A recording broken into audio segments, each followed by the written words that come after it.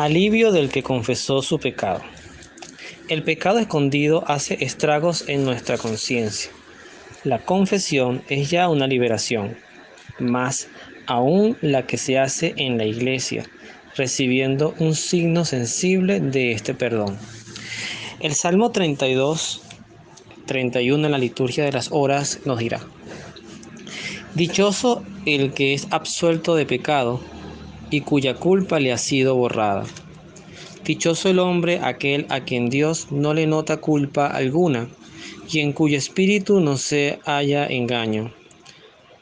Hasta que no lo confesaba, se consumían mis huesos, gimiendo todo el día.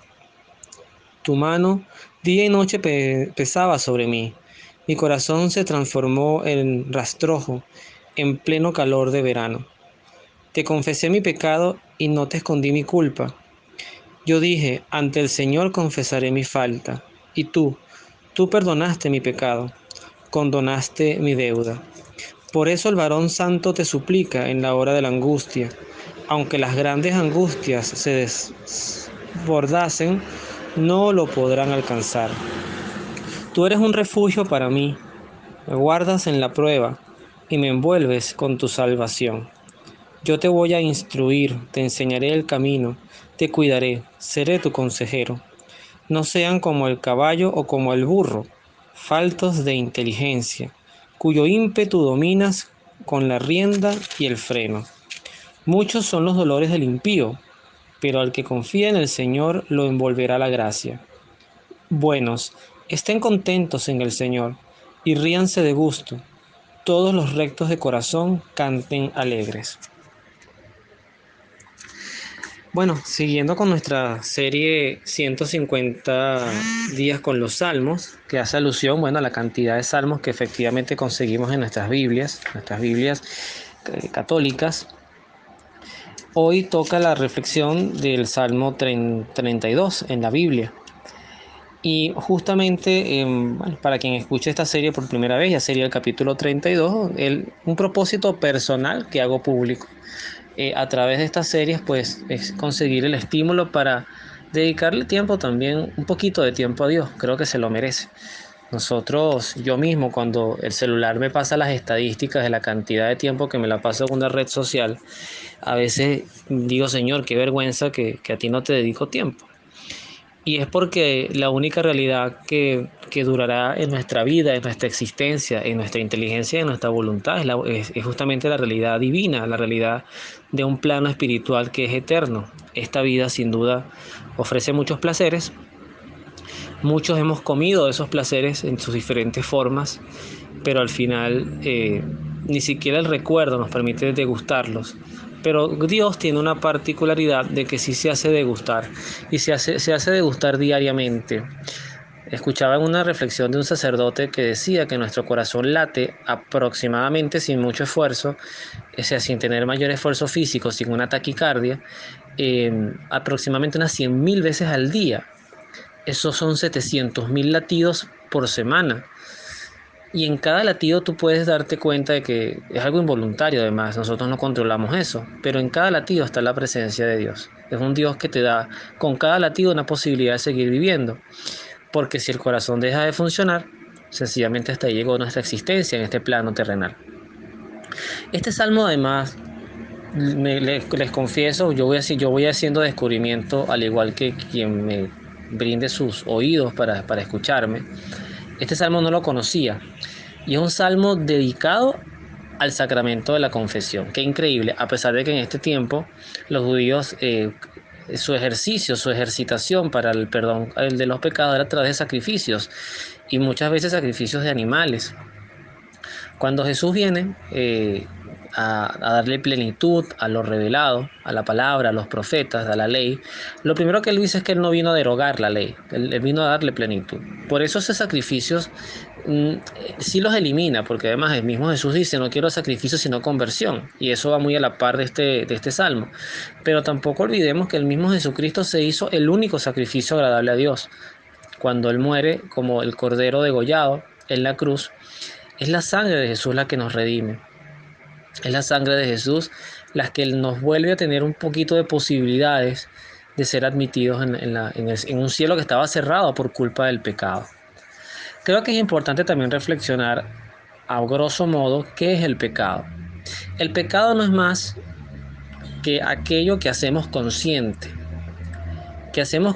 y que sabemos que está mal, pero que nuestro orgullo y nuestra arrogancia nos hace inmediatamente justificarlo. Yo además lo digo de una manera como padre primerizo, aunque yo tengo 6 años de paternidad. Yo ahora lo veo mucho con mi hijo. Mi hijo cuando hace algo malo, inmediatamente lo que él trata de hacer es justificarlo. Y si no lo logra justificar, usa otra muletilla que dice fue sin querer. Y yo le explicaba en estos días, bueno, es que sin querer podemos hacer muchas cosas malas, pero eso no le quita el efecto negativo que ese sin querer tenga, o que esa acción mala tenga. Por eso Santo Tomás de Aquino hablaba en el orden de lo que tiene que ver con el tema moral y el pecado, y lo primero es el objeto en sí mismo, o sea, qué fue lo que moralmente se hizo mal. Y son muchas las cosas que nosotros tenemos que reflexionar en nuestras vidas. El que diga que no tiene pecado de verdad, yo creo que inclusive así lo dice San Pablo, es un mentiroso. Todos nosotros tenemos pecados, pero no, lo malo es acostumbrarse a ese pecado. Una vez un sacerdote, también recuerdo en una experiencia de retiro que tuve la oportunidad de vivir hace unos cuantos años, él ponía una reflexión bastante fuerte, pero la voy a compartir.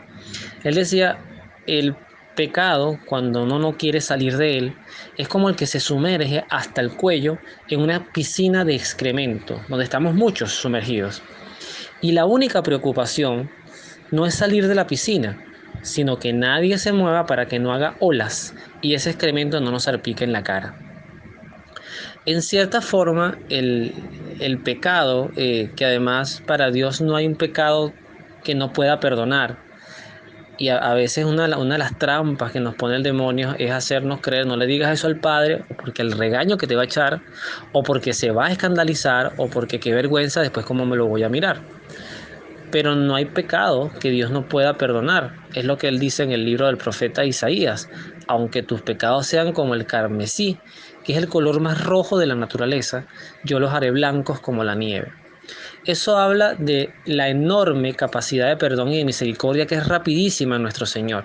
No es que Dios nos juzgue, no es que Dios suprima la verdad, ni deje de darle a cada quien según su propia conciencia. Además, eso es una de las reflexiones que esta semana en la liturgia de la palabra hemos tenido. Cada quien será juzgado según su propia conciencia. Pero imagínense lo que es llegar ante Dios o vivir ante Dios explicando por qué tenemos en nuestras propias conciencias cosas que sabemos que están mal y que las seguimos haciendo.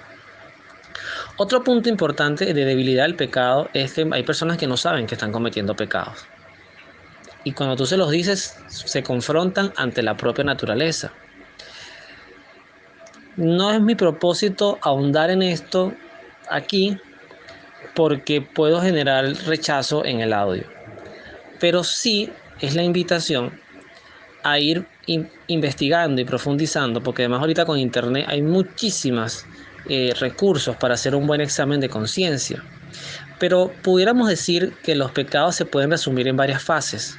El más preocupante y delicado de todo es la idolatría, es decir, creer en algo diferente a Dios. Desde la propia superstición, desde el tener amuletos, desde el creer en energías alternativas, desde el creer que nosotros podemos alterar nuestro destino orándole a universo o haciendo ritos de cualquier tipo, eso transgrede la fidelidad absoluta que nos pide Dios hacia Él, que es abandonarnos a su providencia sin estar calculando tanto. Él al final nos decía, busquen primero el reino de Dios y su justicia, que lo demás le llegará por añadidura. Llega lo bueno, llega lo malo, lo importante es que Dios siempre está allí, siempre está fiel allí.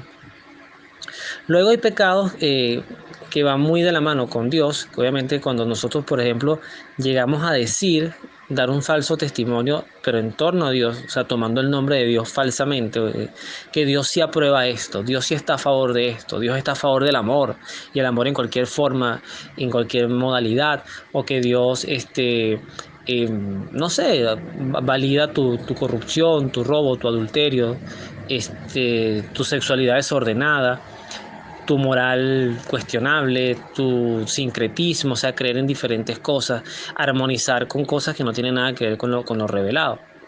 Esto más que juzgártelo, porque además ni siquiera sé quién me está escuchando, es sentarnos en la individualidad con Dios y decir, Señor, ¿sabes qué? Si tú eres todopoderoso, si tú eres omnipotente, omnisciente, si todo lo sabes, todo lo ves, creo que ya puedo empezar a decir que nada más voy a confiar en ti. Adiós espíritu de la Navidad, adiós cualquier tipo de rito extra que no tenga nada que ver con una oración o una plegaria. Luego, obviamente están los pecados del mundo. Bueno, el último de los pecados hacia Dios, cometidos hacia Dios, es la no santificación, no visitarlo, la no santificación de las fiestas es, oye, no ir a misa nunca, o sea, tan mal te han tratado Dios en la iglesia, más allá del cura, de la señora de la que lee, la que te trató, el portero que de repente ese día no te trató mal, es que realmente Dios en sí mismo, en la Eucaristía, en su palabra, te ha tratado tan mal para que no lo visites más. Hay una expresión que está en el Antiguo Testamento, que además es una canción que se canta en Semana Santa, que dice, pueblo mío, ¿qué te he hecho? ¿En qué te he ofendido? Respóndeme. Ya después de ahí son temas morales, el matar, el robar, el adulterio, la fornicación, los pensamientos impuros, la envidia, y súmale a eso los pecados capitales. Yo creo que vale la pena hacernos mantenimiento, así como les procuramos hacerle mantenimiento a nuestros vehículos, carro, moto, lo que tengamos, a nuestra casa, a nuestro hogar, a nuestros celulares. Creo que más vale la pena hacernos mantenimiento a nosotros mismos. Y si no te sabes confesar, bueno, por lo menos intenta conversar con un sacerdote. Yo recomiendo de corazón que esa primera experiencia, si tienes mucho tiempo que no la has hecho, busca un sacerdote que no te conozca.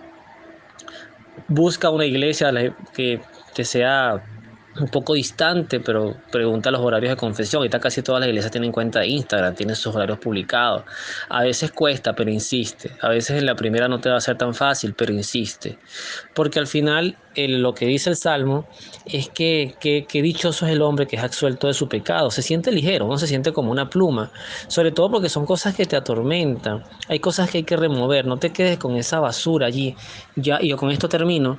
Hoy estaba justamente en la iglesia. Los jueves trato de hacer los tres momentos, rosario, misa y luego hay adoración eucarística. Y en uno de esos momentos, creo que fue en la misa, por uno de los laterales de la iglesia estaba pasando el camión del aseo.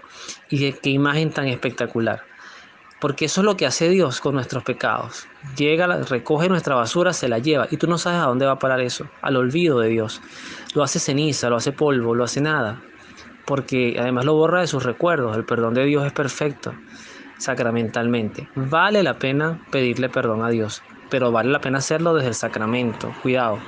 Yo me confieso directamente con Dios, sí, hazlo, habla con Él, prepara tu confesión. Pero fue mandato de Jesús decirle a sus apóstoles, a quienes les perdonan los pecados les quedarán perdonados y a quienes se los retengan les quedarán retenidos.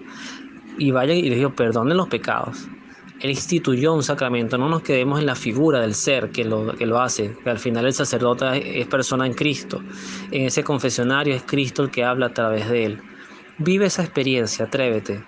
Dios te está esperando. Que Dios los bendiga, nos vemos en la oración.